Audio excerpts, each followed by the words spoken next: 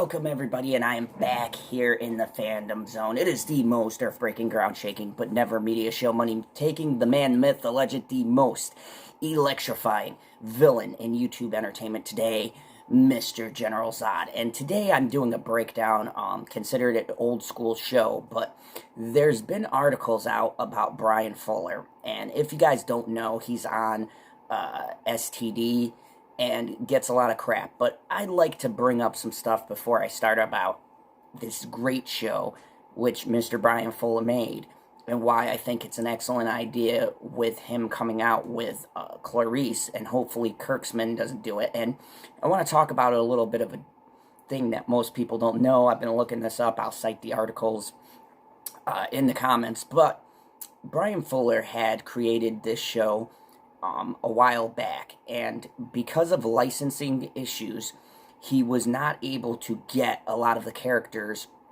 that were in Silence of the Lambs. So in this sort of debate, as he started working with more companies and stuff like that, he was in negotiations until NBC does what they always do and actually cancel a good show. I believe their excuse was viewership, but a lot of it was what was shown in this show, which I'll get into as I talk about this. But I am super excited that Fuller is now closer to getting the licensing for the Clarice character, because Hannibal is a great show, but they've had to change a lot of things because they just don't have licensing for certain characters. And I believe that if people watch this show is amazing. It's one of my favorites. I put it up there with greats that I will review eventually on this channel. Breaking Bad, The Sopranos, that kind of a thing. This show, I remember watching this with Mama Zod, and she said it was artistic, like watching a painting. This show is so well shot, acted, directed. I mean, this is the epitome of what I've always pictured a Hannibal drama being. So with that being said, you guys all know my rating system. You know, I do 1 through 10. I don't do whether or not Zod approves or disapproves for these because it's a television show. But I'm going to just go right into this. We are talking today about the show Hannibal. Hannibal is a take on the material provided by Red Dragon, Hannibal, and a tiny bit of Silence of the Lambs, but mostly they steer clear of that. They tap more into Hannibal Rising, which are books by Tom Harris. I've read them. Great stuff. And this show is actually probably the most faithful adaptations, more than the movies, because they were able to show it in an episodic type fashion. And you get more background than the books really could give about the characters.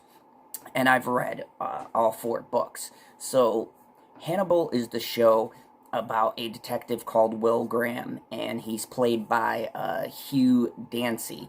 And as a matter of fact, Matt Malkinson, I believe is how you say his name, got really famous off of this. If you guys don't know, he was in probably the best Disney release, which was Star Wars Rogue One. He played the father.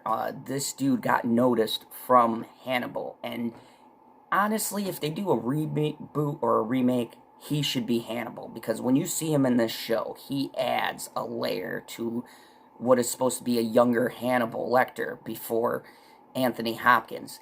And the progression through the show, he's really scary. And at the same time, you can almost be friends with him.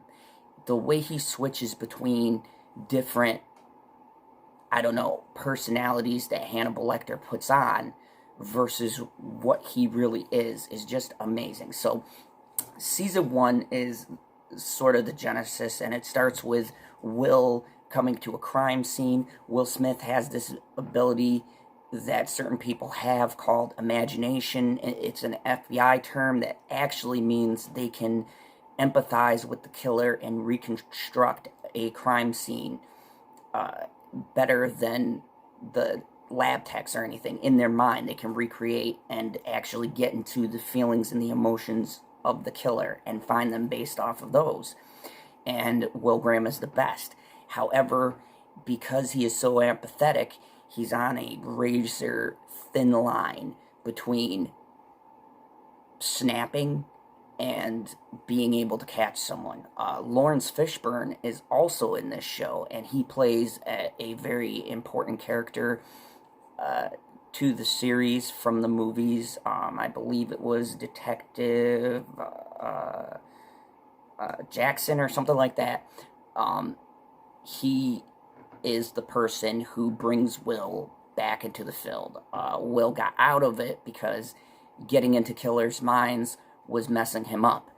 And so we kind of start there, and Hannibal was introduced because he's a psychiatrist, as everyone knows, and Will is having a hard time tracking this killer. So Hannibal comes in as a consultant, and then through the course of the first season, they actually become friends. And this gives you context to why in Red Dragon the friendship was established, and then what kind of happened in between. Now, they do take licensings with the books. Things and scenes are changed to more fit a television format, but this is brilliant writing. So let me start with my pros, which is pretty much everything.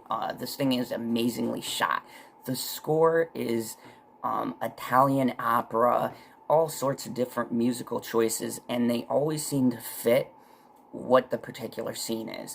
The atmosphere is dark, but there's like shades of light.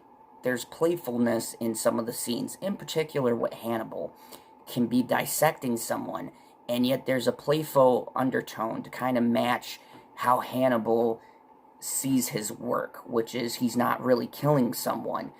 And I think this sets itself up apart from like a Dexter or something, because one, you have an established franchise character. One would say one of the scariest figures in horror. And you have different layers to this character. And why I liked Hannibal, and I think he's better than most of these slashers that came out, especially Silence of the Lambs being one of my favorite movies of all time, is that Hannibal is not a Jason or a Freddy. He is a human being. Although he can come off as this supernatural type person with his intelligence, he even has the ability to smell things on people. Like, there's one scene where he picks out someone who has cancer just because of how they smell. I mean, he's got an eerie, heightened sense of smell, and he eats people. So, I mean, there's that. But at the end of the day, he's still human. He still is looking for emotional connections and things like that. And how the show conveys this is great. The chemistry between Hugh and Matt's in this show is just outstanding. Like, you can feel from the first episode, and then when you get to the last, them slowly building this friendship and the betrayals that happen to kind of crumble this friendship.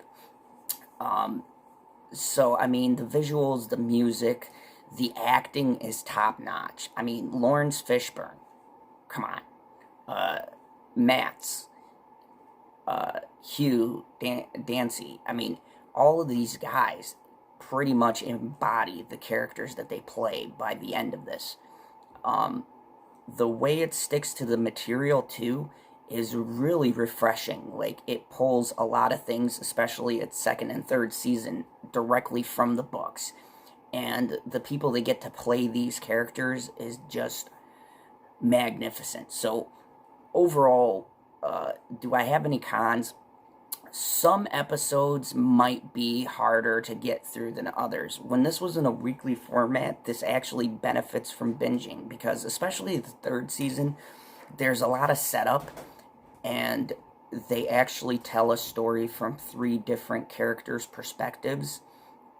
And each episode in the third season represented a particular thing that happened to the character in the second season. So the first 3 episodes are the main characters and their points of view. So you start with Hannibal, you start with Will, and then you get Lawrence Fishburne's and what happened to him, and then Will's girlfriend, and then this guy named Virgil. If you've seen Hannibal, you know who Virgil is. And all of these people get their separate episodes where they kind of take away from the main storyline to focus on each individual one, and then it links up. And the season is also broken up into two. So the first 6 episodes cover basically Hannibal, and then the next 6 cover Red Dragon. And I see what they were going for, but in an episodic format back in the day, it took people out because they were confused, and it doesn't make sense till you get to the final episodes where they all collide, and then it goes into the next storyline, which more people like the Red Dragon storyline, because that was literally like watching the movie in television form, and acted very well. But for the first season alone, the first season I like. It sets up a lot. There's a lot of big surprises. I think the highlight for this pilot season is Matt's taking the role of Anthony Hopkins and making it his own. There's a couple of episodes I like. I can't really say them. They're French dishes, but I want to say it's about episode 4 or 5 where you see Hannibal face another serial killer. Coolest scene ever.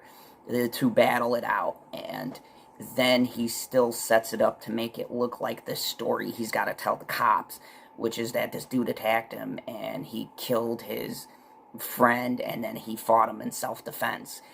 And just the way you see what really happened to how he sets it up, the crime scene, is outstanding. The first season has a lot of high points. Out of the 3, I would say, though, it's the weakest because most of it consists of a lot of exposition. But where the strength is there's a different serial killer that they're tracking every single episode. That's a good and bad thing because it does split the attention between the story of Hannibal and Will and this killer that appears called the Chesapeake Ripper. And they're kind of juggling both things. I think the show finds its footing in the second season. So overall, what do I think?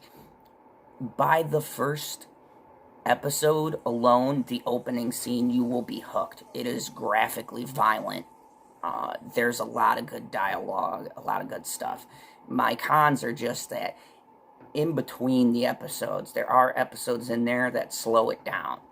And everything has its relevance. It builds character development, but there's still a bit of slowdown. So overall, I would give this season, to start off with, a 8 out of 10. This is an amazing show, and the only thing is that you have to have patience in that middle section, because when you get to the final, oh boy, stuff happens that you don't expect to happen, and I won't spoil it, but a lot of things happen, and Hannibal is like, the way he sets everything up. Anyways, in the comments below, let me know, have you watched this show, Hannibal? What do you think of Hannibal? Do you like it? Do you not like it? What do you think about Bryan Fuller after seeing Hannibal getting a Clarice spinoff? I think it'd be an excellent idea. And as always, if you like this video, hit the like button. If you're new to the channel, hit that subscribe button. And don't forget the only rule: here in the lockdown basement, kneel before General Zod.